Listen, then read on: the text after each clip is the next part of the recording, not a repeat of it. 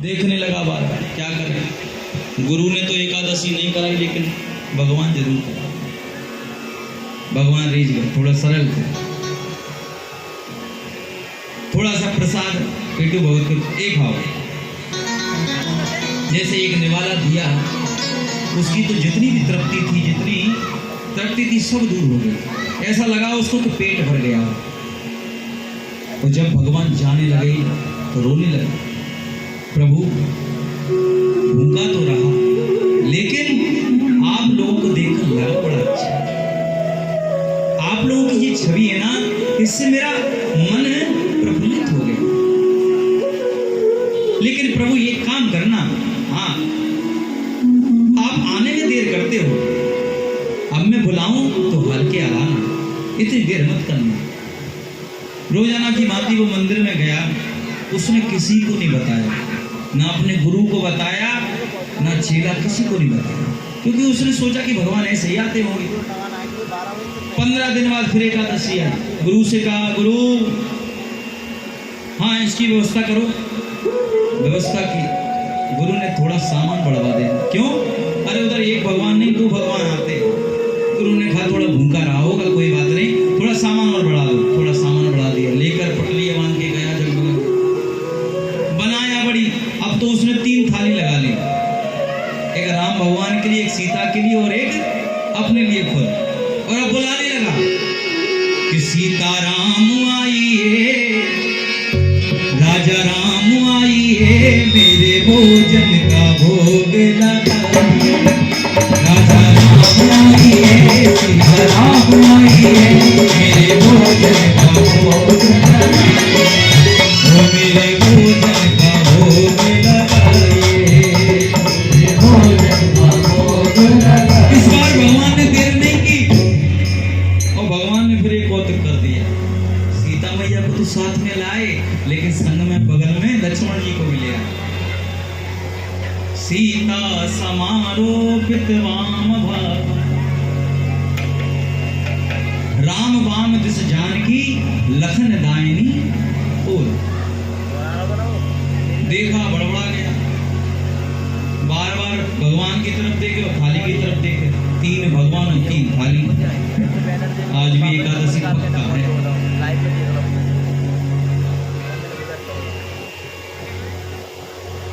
पाओ क्यों खड़े? अच्छा एक बात बताओ प्रभु आप, कि ये जो है वो कौन है? अरे तुमको पता नहीं है, भैया है मेरे, लगते तो नहीं ना शकल से ना स्वभाव से। आप बिल्कुल सरल हो, और देखो कितना क्रोध कर रहे हैं लक्ष्मण जी, और ना आपका रंग कैसा है, उनका रंग कैसा है, लगते तो नहीं। अरे मेरे भैया है, भ्राता है मेरे। कोई बात नहीं, पाओ भगवान ने पाया, थोड़ा दिया, तृप्ति मिल गई। अब जैसे ही भगवान जाने लगे ना, तो उसने मुझसे एक ही प्रश्न किया भगवान से, प्रभु सही सही बताओ, अब की बार आओगे तो कितने आओगे? हाँ, अब की बार अगर आओ तो बता जाओ पहले, मैं उतनी व्यवस्था करके रखूंगा। भगवान ने कहा नहीं हम आ जाएंगे, कोई दिक्कत नहीं। चले गए भगवान, घर पर गया, मंदिर में किसी को नहीं बताया। 15 दिन के बाद फिर एकादशी आई। गुरु हाँ सामान बढ़ाओ। गुरु अब इस सामान से काम नहीं चलेगा, सामान मुझे कम से कम आटा चाहिए 7 सेर। क्यों? इतना खाने वाला है तू? नहीं नहीं, वहां पर एक भगवान नहीं, वहां पर 3-4 भगवान आते हैं, और तुमने मुझे भगवानों के चक्कर में ऐसा डाल दिया कि हम खुद भूखे मर जाते हैं। अच्छी आपने भगवानों के चक्कर में मुझे डाल दिया। एक को बुलाओ 2 आते हैं, 2 को बुलाओ 3 आते हैं। गुरु ने सोचा ये पागल बना रहा है मुझे, ऐसा तो नहीं कि कहीं जाना आटा ले जाकर और बाजार में बेच देता होगा। मुझे इसकी परीक्षा लेनी चाहिए। सामान नहीं, तुम 7 सेर नहीं, इसको 10 सेर दो। आटा दिया, सामान दिया, गुड़ चावल सब दिए, लेकर पहुंचा। पीछे पीछे गुरु आ रहे, इसको हम आज रंगे हाथों पकड़े, करता क्या है इतने आटे को। जंगल में गया, अब उसने सोचा एक को बुलाया 2 आए, 2 को बुलाया 3 आए, और आप पता नहीं कितने आए। एक काम करते पहले बुला के देख लेते कितने आते हैं, बाद में बनाएंगे। तो उसने सामान को रखा और पहले बुलाने लगा कि लक्ष्मण राम आइए, प्रभु राम आइए, सीता राम आइए, फिर भोजन का भोग लगाइए, मुझे भोजन का भोग लगाइए।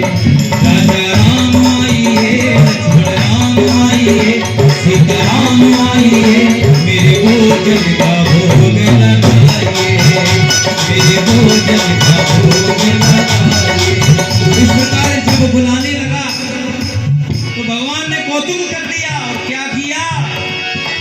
जब जंगल में भक्त ने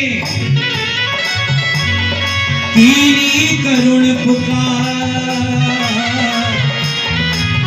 तब तहाँ क्षण में प्रकट हो दिव्य राम दरबार। बोले श्याम रामचंद्र भगवान की। अब भगवान पूरे दरबार के साथ में प्रकट हो गए। सीता मैया, लक्ष्मण, भरत, शत्रुघ्न और चरणों बैठे हनुमान जी।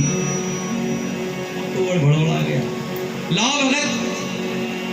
भगवान ने देखा तुमने बनाया नहीं, नहीं पहले मैं देख रहा था तुम आते कितने, अब बनाता हूं। ये कैसे? नहीं आज मैं बनाऊंगा नहीं, मुझे पता है, क्योंकि तुम अपनी सुबानी खस्ती नहीं हो। मैं नहीं बनाऊंगा आज, क्योंकि मैंने 3 बार देख लिया है आपको, इसलिए मैं भोजन को नहीं बनाऊंगा। भोजन मोते नहीं बनत बनाए, भोजन मोत नहीं बनत भजाए, भोजन आप बनावो अपने, बहुत दिन तक खाए, भोजन मोत नहीं बनत बनाए। और कहने लगा भगवान से, क्या कहता है? प्रथम दिवस भोजन के हित आसन जब मैंने लगाई, उधर ना मैं भर सके सिए जब सन्मुख आई। और कहने लगा, फिर विनीत आए भाई पे भाई, और निराहारी रहो आज मोए पड़त दिखाई। क्योंकि ये की छोड़ो, अब तो 5-5, 6-6, 10-10 हो। अब तो मुझे अगर मैं थोड़ा बहुत बचता भी था तो वो भी नहीं बचेगा मुझे, इसलिए मैं भोजन नहीं बनाऊंगा। भगवान ने कहा, भक्त है भैया, बात तो माननी पड़ेगी। भरत जी को आदेश दिया, बनाओ, खुद ही बनाओ। सीता मैया को आदेश दिया। भरत जी को क्यों आदेश दिया? क्योंकि भरत जी विश्व भरण पोषण कर जोरी, ताकर नाम भरत अस होरी, जो पूरे विश्व का भरण पोषण करते हैं। अब देखो सभी लोग अपने अपनी सामग्री में जुट गए, किस प्रकार भोजन बना रहे हैं। भक्त बैठा हुआ है आसन लगाए हुए, क्योंकि जब मुझे मिलना ही नहीं तो मैं बनाऊं लगाए, जब मिलना ही नहीं तो क्या बनाऊं भला। तो बनाओ, आपस में खाओ आराम से। आज भरत जी भंडारे बनाने लगे, आज भरत जी भंडारे बनाने लगे, आज भरत जी भंडारे बनाने लगे।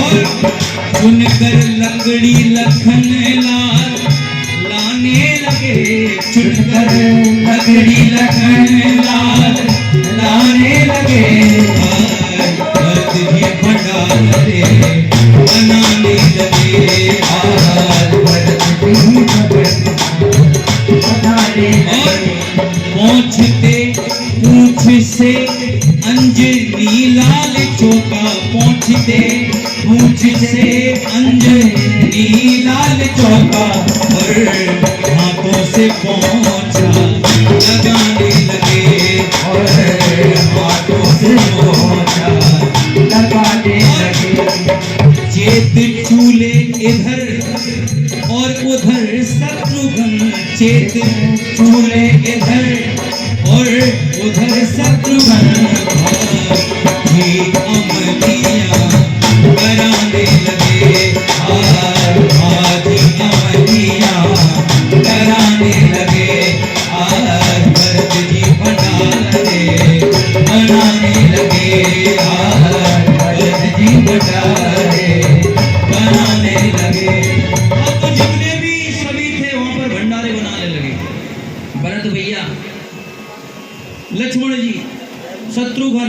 जी और सीता मैया खुद रोटी को बेलती। अब तो जैसे ही संत गणों ने रिद्धि सिद्धि 9 प्रकार की देवियों ने देखा, स्वयं साक्षात देवी जब स्वच्छ जो माता है खाना बना रही है, भोजन बना रही है, तो क्यों ना इनके दर्शन करना चाहिए। आपस में आई, गणेश भगवान भी आ गए, नहीं मैया आप मत बनाओ, मैं बनाता हूँ। वहां तो भगवानों की भीड़ लग गई, सभी लोग आने लगे। और जैसे ही संतों ने देखा, संत लोग भी आ गए, मैया हमको भी प्रसाद चाहिए, हमको भी प्रसाद चाहिए, हमको भी। क्योंकि साक्षात जगत जननी अगर भोजन बना रही तो बताओ कौन प्रसादी पाने के लिए तैयार नहीं हो। इधर पेटू भगत सोच रहा कि बताओ थोड़ा बहुत बचता भी, अब ये आ गए, ये नहीं बचा। अच्छी एकादशी कराई। राम भगवान ने कहा, अरे तुम ऐसे क्यों बैठे हो, आंखें तो खोलो कम से कम। नहीं हम आंखें नहीं खोलेंगे। क्यों नहीं खोलोगे? क्योंकि हम किसी को खाता हुआ नहीं दे सकते, इतनी भूख लग रही।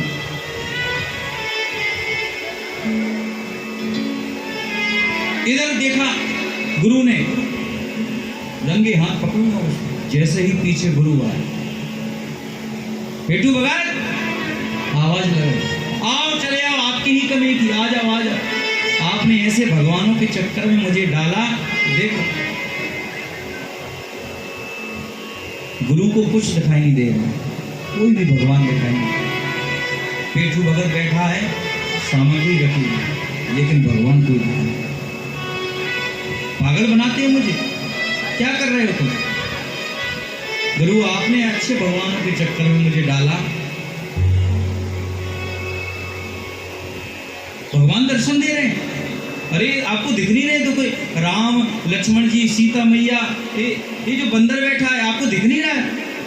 नहीं मुझे तो नहीं दिख रहा। अब तो और चक्कर में पड़ गया पेटू भगत। गुरु तो मुझे झूठा मानेगी, उन्हें क्या पता भगवान दिखेंगे नहीं तो कैसे काम चलेगा।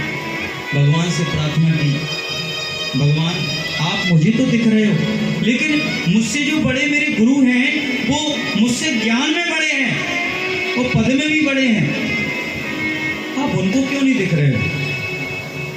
तो प्रभु से कहा, और प्रभु ने कहा, बेटा मुझे पता है कि तुम्हारे गुरु ज्ञान में बड़े हैं, उम्र में भी बड़े हैं, लेकिन वो इतनी सरल नहीं जितनी सरल तुम।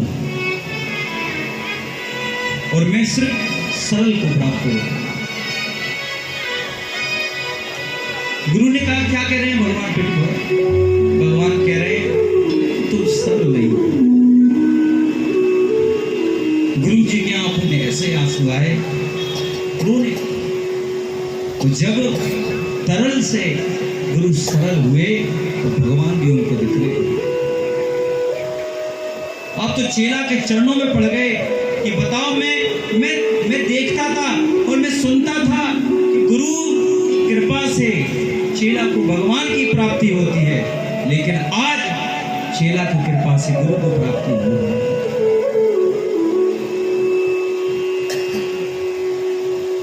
सरल शाब्दिक अर्थ नहीं है, सरल का अर्थ ही होता है सामान्य सीता, रामाने राम और लामाने लक्ष्मण। अगर जो कोई भी सरल हो जाता है तो उसको भगवान की प्राप्ति हो जाती है। कहने का तात्पर्य यही है कि हम लोग को सरल होना चाहिए, सरल से ही भगवान रिश्ते। इतनी कृपा पेटू भगत के ऊपर भगवान ने। तो भरत जी भी इतने सरल हैं, उनको किसी से कोई भी मतलब नहीं है। एक बार की बात है कि वो बैठे हुए थे भजन करने, वहां पर डाकुओं ने सोचा कि मुझे बलि के लिए कोई ढूंढना है, उनको ही पकड़ कर ले गए और भद्रकाली के सामने डाल दिया कि आज मैं भगवती प्रसन्न हो जाएगी मुझसे, मैं बलि दूंगा। तो इतने सरल से चले गए, नहाया धुलाया सब कुछ किया, और जैसे ही बलि देने को हुए भरत जी की, भद्रकाली मैया ने सोचा कि ये भगवान का सच्चा भगत है और अगर मेरे चरणों में प्राण त्यागेगा तो मुझ पर दोष लगेगा। स्वयं साक्षात तलवार को लेकर मैया प्रकट हो गई और सभी डाकुओं का संहार। कभी भरत जी कुछ नहीं बोले क्योंकि वो संसार प्रपंच में पड़ना नहीं चाहते। एक बार की बात है, बैठे हुए थे। एक रघुगढ़ राजा था, पालकी में जोत कर जा रहा था, 4 कहार लगे हुए थे। जैसे ही जाता एक कहार बीमार हो गया, एक कहार की जरूरत पड़ गई, कोई सामने मिल गए, हट्टा कट्टा लग रहे हैं, लगा लो उनको पालकी में, लगा लिया पालकी में। अब वो तो इतने सरल थे कि भैया जा रहे हैं, लग गए कहार। और जैसे ही जा रहे थे, अब नीचे क्या चींटी जाती है, अब चींटी का झुंड मिल जाए तो नाक जाए वो। अब राजा भड़क जाए, वो रघुगढ़, ये क्या कौन सा ये काल लगाया तुमने, पालकी इधर से उधर हो रही है, बार बार नाक जाए, गुस्सा होने लगे। अब रघुगढ़ ने कहा कि तुम एक कैसा कौन सा कार है, अभी मैं 2 मिनट में सब कुछ निकाल दूंगा, इतना हट्टा कट्टा होकर ऐसे चल रहा है मटक मटक के। गुस्सा होने लगा। आज पहली बार भरत जी बोले, और बोले ऐसा कि रघुगढ़ की बुद्धि में ऐसा ज्ञान हो, क्योंकि कपिल मुनि के दर्शन करने के लिए रघुगढ़ जा रहे थे। पहली बार बोले, इतना सुंदर ज्ञान उनको दिया और कराकर रघुगढ़ जी वहां से चले गए। इसके बाद इस कथा के बाद सुखदेव जी महाराज ने कहा, सप्तद्वीपों का वर्णन किया, 7 द्वीप ऊपर और 7 द्वीप नीचे। वो 7 लोक होते हैं ना, अतल वितल सुतल तलातल रसातल महातल और पाताल, ये नीचे के लोक। और ऊपर के ओम भूर्भुवः स्वहा महाजना तपः और सत्यलोक, ये ऊपर के लोक होते हैं। इस प्रकार का वर्णन किया। और अब नरकों का वर्णन करने लगे कि अगर जो कोई भी योनि को और पाप करता है, उसको किस किस प्रकार के नरक प्राप्त होते हैं। तो 28 प्रकार के नरक बताए, 28 प्रकार के। जो जैसा कर्म करता है उसको उसी प्रकार के नरक में जाना पड़ता है। 28 प्रकार के नरक कौन कौन से हैं? तामिस्त्र, अंध्र तामिस्त्र, रौरव, महारव, कुंभिपाक, कालसूत, अस्सीपम्मन, सूकरमुख, अंधकूप, कृमि भोजन, संदेश, तपसूर्मी, वज्रकंटक, सलमली, वैतरणी, कुयोद, प्राणदोर, वृषण, लालभक्ष, सारमेयदान, अभिची, अयपान, अवट निरोधन और पर्यावर्तम, झारकर्तम, रक्षागण भोजन, शूलप्रोत, दंडशूक और सूचिमुख। ये 28 प्रकार के नरक। एक आध 2 नरक का वर्णन सुन लो, बस 5-10 मिनट का समय हो रहा है। उसके बाद बड़ी आखिरी जो कथा रहेगी उसके बाद हम आरती करेंगे। एक आध 2 नरक का वर्णन सुन लो, क्योंकि आप लोग भी थोड़ा लगना चाहिए। हाँ,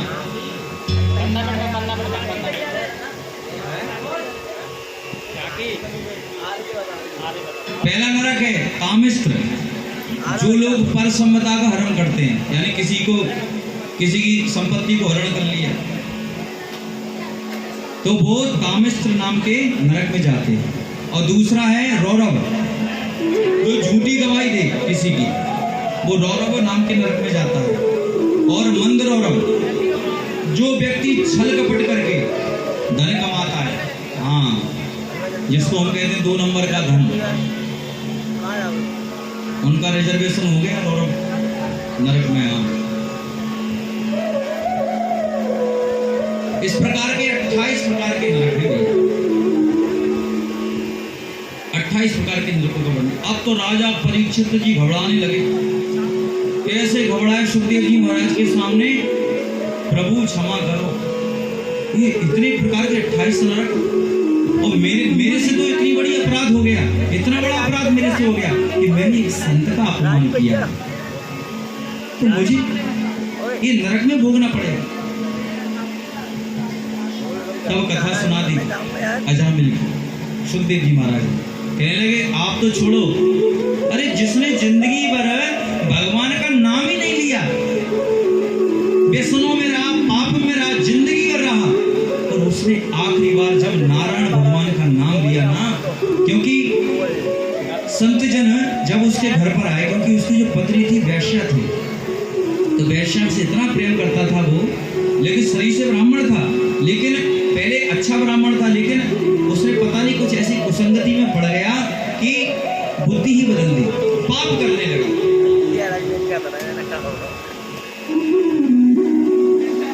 2-3 संत उसके घर पर आए, और किसी ने पागल बना दिया कि जाओ। संत कहने लगे कि अगर कोई अच्छा व्यक्ति हो तो रात को रुकने का समय कोई मुझे दे दे, यहाँ पर कोई स्थान दे दे। तो सबने पागल, नहीं तुम उसके अजामिल के पास में जाओ। हंसी करने लगे। जैसे ही गए वैश्या ने कहा आप चले जाओ, अजामिल बहुत बुरा पापी है। संतों ने कहा दो बस आज का भोजन तो दे दो मुझे। भोजन दिया, जल्दी चले जाओ। और कहते कहते संत चल गए कि बेटी एक काम करना, बस मैं कुछ नहीं चाहूंगा, तुम बस जब तुम्हारे अब बालक पैदा हो तो उसका नाम नारायण रख देना और कुछ नहीं। कहकर चले गए और उसका जो बालक हुआ नारायण नाम रख दिया। अब तो अजामिल ने नारायण से इतना प्रेम लगा लिया, इतना प्रेम लगा लिया, इतना प्रेम लगा लिया कि जब अंत समय आया, जब यम के दूत उसको लेने आए ना, अब चिल्लाने लगा। क्योंकि जब यम के दूत लेने आते हैं तो सामने देखते हैं, हाँ सामने देखा, अब तो चिल्लाए भगवान बेटा नारायण मुझे बताओ, मेरा नारायण मुझे बचाओ, ऐसे कहने लगा। इधर देखा भगवान नारायण की मेरा नाम ले रहा है। भगवान ने कहा पार्षदों को आदेश दिया इसको लेकर आओ। पार्षद आए, भगवान लेकर आए। इधर यम के दूत पहुंचे यम के पास। भगवान ने बहुत बड़ी गलती की है, बताओ। उसने जिंदगी भर नाम नहीं लिया और वो तो अपने बेटे का नाम ले रहा था। उसने बेटा नारायण दराव में ऐसा कह रहा था। भगवान के पार्षद उसको लेकर चले। तो ये एक बार नाम लेने की बात है। उसने बस चाहे भाव चाहे कुभाव कैसे भी नाम लिया, चाहे अपने उसने बेटे का नाम लिया, लेकिन मरते समय उसने भगवान नारायण का नाम लिया, भगवान का नाम लिया। उसको भगवान ने अपने परम धाम में एक कथा सुनाई। सुखदेव जी महाराज तो कहने लगे आप तो एक बार इसमें जिंदगी भर पाप किए, वो तो छोड़ो, भगवान तो कुल भी नहीं देखते। कुल कैसा हो, चाहे देवताओं का कुल हो चाहे राक्षसों का कुल भी नहीं देखते और कृपा कर देते। तो कथा सुनाने लगे प्रहलाद जी कि जो हिरण्याक्ष का छोटा भाई था हिरण्यकश्यप, बड़ा ही दुष्प्रवृत्ति का था। भगवान नारायण से बहुत चिढ़ता था क्योंकि बड़े भाई को मार दिया था भगवान नारायण ने। आज की कथा में मैंने सुना कि हिरण्याक्ष का उद्धार 12 भगवान ने तो किया था। क्या करना चाहिए? हिरण्यकश्यप को आदेश दिया। हिरण्यकश्यप ने सोचा कि ऐसे नहीं, उसने ब्रह्मा जी की तपस्या की और इतनी तपस्या की और जब ब्रह्मा जी प्रकट हो गए तो वरदान मांग लिया कि मुझे अमर कर दो। ब्रह्मा जी ने कहा कि बेटा अमर तो मैं भी नहीं हूं, मुझे भी पता नहीं कहां चला जाऊं मैं, अमर तो मैं भी नहीं हूं। क्या करना चाहिए?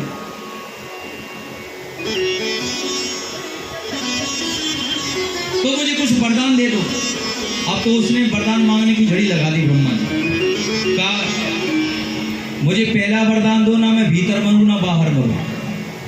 तथास्तु दे दिया। ना ऊपर मरूं ना नीचे मरूं, तथास्तु दे दिया।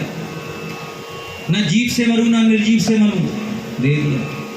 ना बाहर मरूं ना भीतर मरूं, दे दिया। इस प्रकार के उसने वरदान मांगे, न शाम को मरूं ना सुबह मरूं, इस प्रकार के ऐसे वरदान मांगे और मेरी 12 महीनों में ही मृत्यु ना हो, ऐसे वरदान मांगे। भगवान ने कहा तथास्तु। अब तो वो सोचने लगा मैं तो अमर हो गया, क्योंकि 12 महीना के बाद 13 महीना तो आते ही। सोचने लगा और घर पर चला गया। इधर उनके बड़े ही सुंदर पुत्र की प्राप्ति हुई, प्रहलाद जी। और प्रहलाद जी जैसे ही बैठे हुए थे तो एक बार उसने राजगद्दी पर बैठे हिरण्यकश्यप नारायण भगवान से बहुत चिढ़ता था। उसने सोच लिया था और अपने राज्य में ऐसा बना दिया था कि अगर कोई भगवान नारायण का नाम लेगा तो उसे मृत्यु दंड दिया जाएगा, और नाम लेना है तो मेरा नाम लो, कह दिया उसने।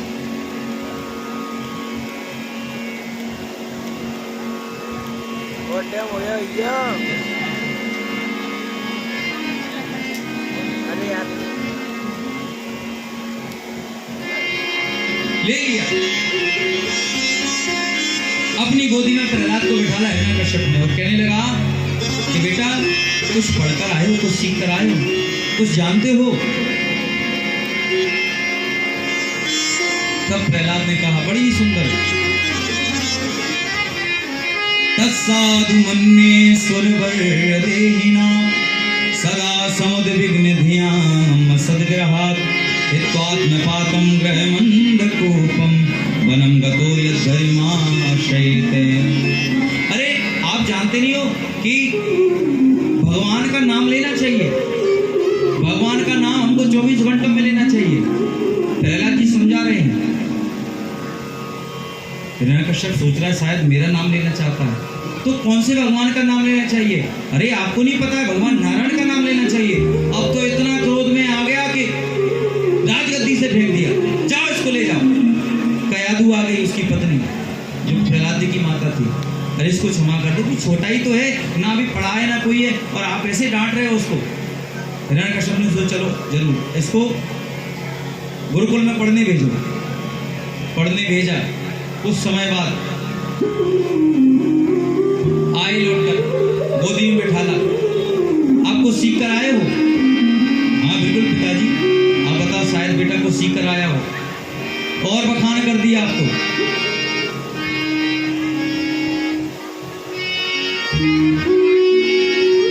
श्रवणं कीर्तन विष्णु स्मरणं पादसेवनम् अर्चनं वंदनं दासं सख्यात्मनिवेदनम्। 9 प्रकार की भक्ति प्रहलाद जी हिरण्यकश्यप को समझाने लगे कि 9 प्रकार से भगवान का भजन करना चाहिए। प्रथम भगत संतन कर संगा, दूसरे मम कथा प्रसंगा। इस प्रकार की 9 प्रकार की भक्ति समझाई। तो किस भगवान का नाम लेना चाहिए? प्रहलाद जी ने कहा आपको पता नहीं है, भगवान नारायण का नाम लेना चाहिए। अब तो और क्रोध में आ गया, इतना क्रोध में आया, संडामृग जो थे ना उनको बुलाया, कहा कि तुम किस प्रकार की शिक्षा दे रहे हो? मेरा जो बैरी है नारायण, उसकी शिक्षा दे रहे हो। उन्होंने कहा नमक प्रीतम ना प्रणपीतम। अरे मैंने इनको कुछ नहीं सिखाया, तो स्वतः ही भगवान का नाम लेता है। ऐसे नहीं मानेगा, इसको मृत्यु दंड देना चाहिए। पहाड़ों से नीचे फिटवा दिया। लेकिन भगवान की ऐसी कृपा हुई कि जब सेवक नहीं आ पाए, उसके पहले प्रहलाद जी पहुंच गए हिरण्यकश्यप के पास। भगवान नारायण नारायण कहने और क्रोध में आ गया। हाथियों के पैरों से कुचलवाया गया, कुछ नहीं हुआ। सर्पों के डंस से डंस करा गया, कुछ नहीं हुआ। और तो छोड़ो, उनकी जो बहन थी होलिका देवी, वो आ गई। अरे ऐसे नहीं मरेगा, क्योंकि मुझे ब्रह्मा जी ने एक ऐसी चुनरिया दी है जिसको मैं ओढ़ लूं और अग्नि में बैठ जाऊं तो मैं तो नहीं जलूंगी, और जो कोई मेरे साथ में बैठा हो वो जल जाएगा। ठीक है, ऐसा काम करो। अग्नि को चिता बनाई गई, बैठ गए दोनों। उसने चुनरिया को ओढ़ लिया और प्रहलाद जी को इधर कर दिया। आग ही लगाई गई। अब तो सब कह रहे हैं भैया अब तो प्रहलाद जी का खेल हो गया। लेकिन जब आग शांत हुई तो चुनरिया ओढ़े तो प्रहलाद जी मिले, और बुआ के बुआ